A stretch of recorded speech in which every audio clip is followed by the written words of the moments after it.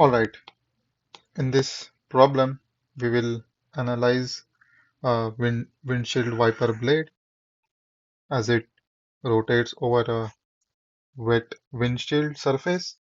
Uh, and as you can see in the picture, the situation looks very complicated, and you might be wondering where do we even begin to analyze this complicated situation.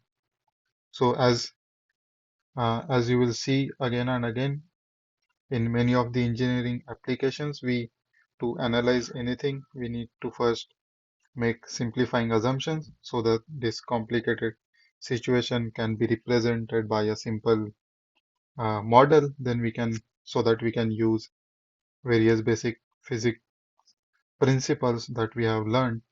Um, for example, the basic physics principle that we want to apply in this problem is the relation of the shear stresses to the viscosity and the velocity gradients to basically find out the torque that we require to rotate this windshield wiper blade.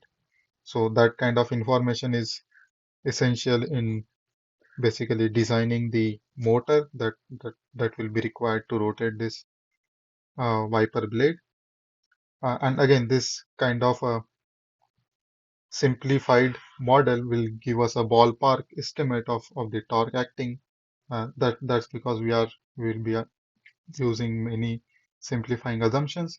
Then, if you want detailed results, you can employ other sophisticated tools like computational uh, fluid dynamics, or even you can perform controlled experiments. So yeah, with that, let's get started with the problem. So you have a windshield blade of length L, and it is rotating in this arc, which makes an angle theta on the windshield surface, which is wet. So basically, there is a film of water between the windshield surface and the wiper blade. So if I sketch this and from a side view like this, what you will see is that this is the windshield surface,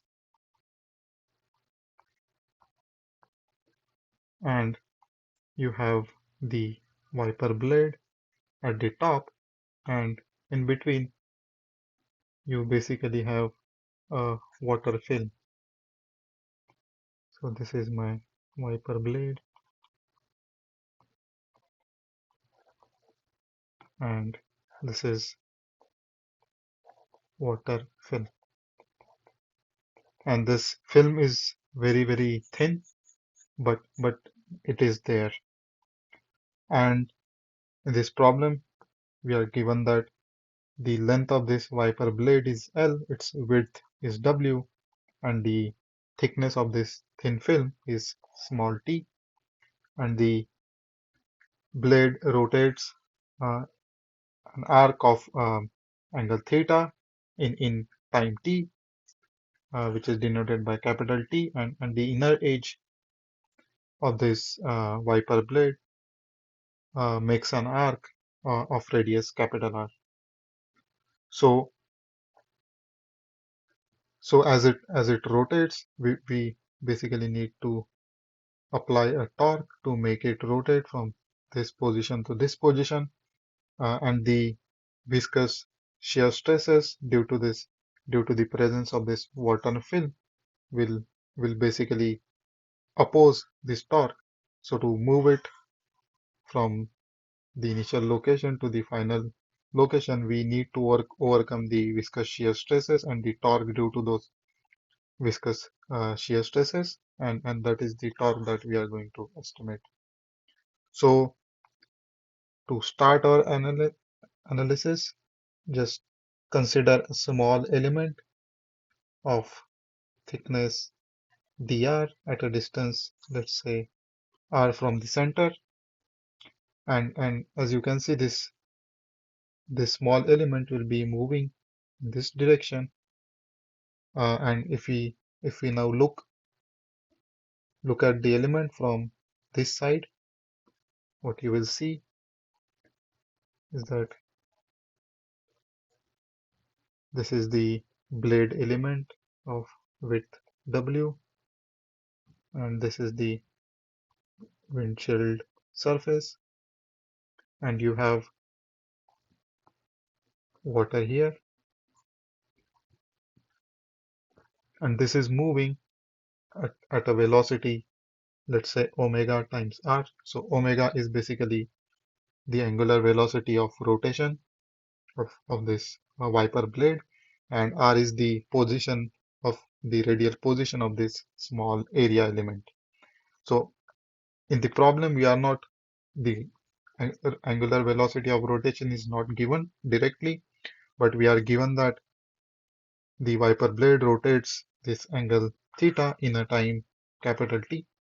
So its angular velocity is basically theta divided by capital T.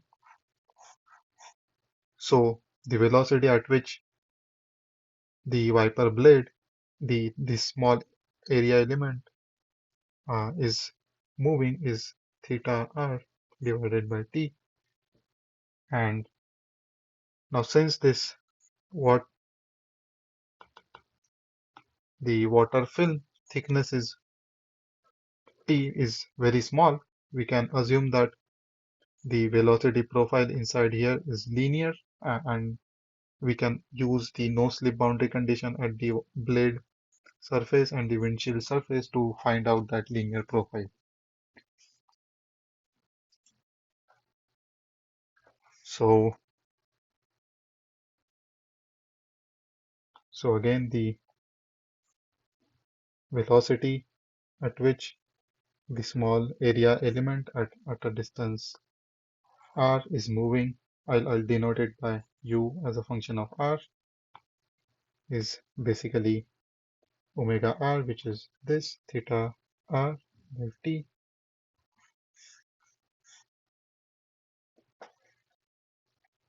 And if I zoom in here, I have the top surface moving with the velocity u of r.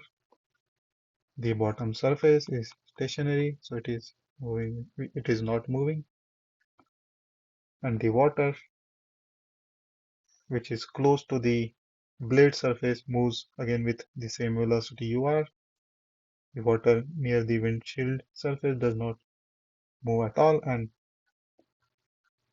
the velocity in the upward direction, it changes linearly with the thickness.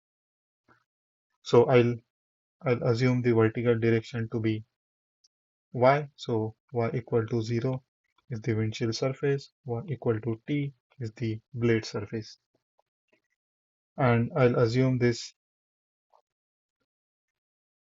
profile to be v as a function of y. So then v as a function of y is nothing but u of r, which is the velocity of the wiper blade, into y divided by the thickness. So if you substitute y equal to 0, you'll get v0 equal to 0. So this is basically the velocity at the windshield surface. And if you substitute y equal to t, you'll get v of t equal to u of r, which is basically the velocity at which the small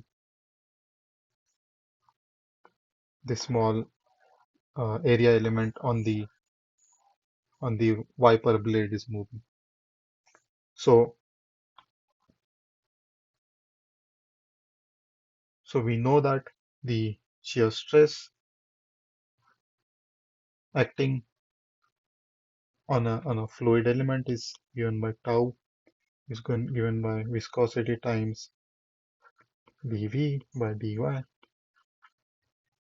viscosity times the gradient of the velocity. So in this case, it is equal to mu times u r divided by t. So this is the shear stress acting on a on a water element in here. So the shear force will be a small shear force acting on this small wiper element will be nothing but the multiplication of shear stress and the small area. So the small area dA, if you look closely, is nothing but the width time its thickness. So substituting the small area here, you'll get U of R divided by T into width W times D, which is the thickness. So we already know what U of R is. U of R is this simple equation here. So dF is mu times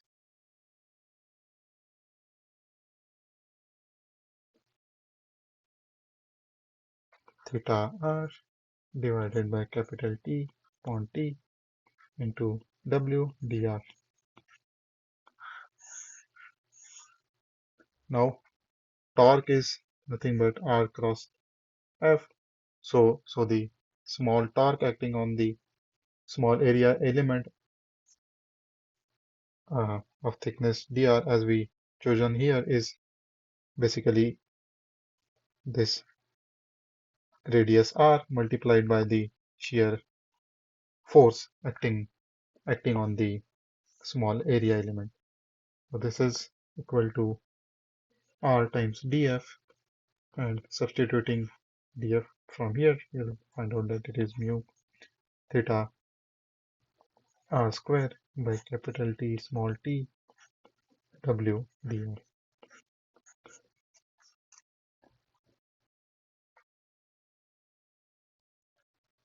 So to find out the total torque acting, we just need to integrate on both the sides. So here we are integrating with respect to r, and if you look in the model diagram, r varies from capital R to capital R plus L. So the limits here for small r are capital R to R plus L.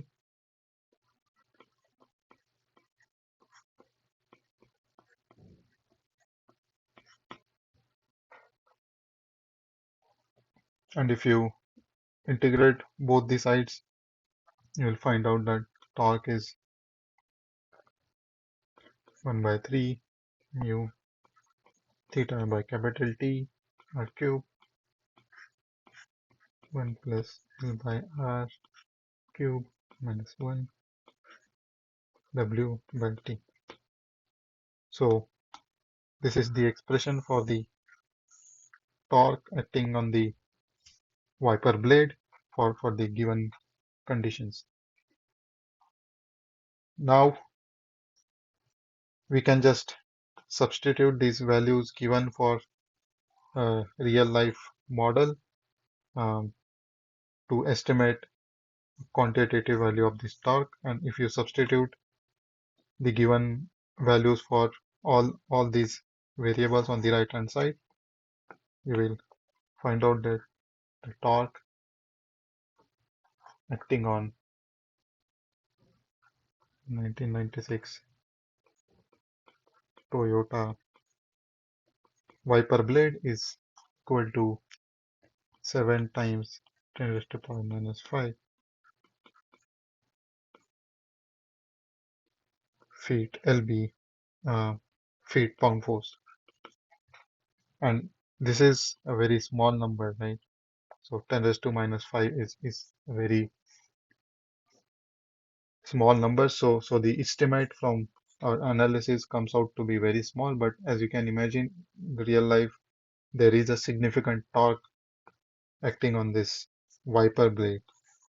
So the discrepancy is mainly because we are using so much assumptions, and the actual wiper geometry is also not parallel to the window many times, and the thickness of the water film is not constant, and there are also uh, different kinds of velocity gradients. The velocity profile might not even be linear, so there can be pressure gradients as well, and as a result, the viscous forces um, that we are estimating here, these might be very high compared to this simple equation that we get from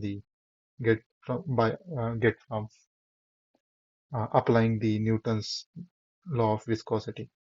So yeah, again, the simple analysis can help you, but you need to make sure that you you the simplifying assumptions that you use are valid and proper,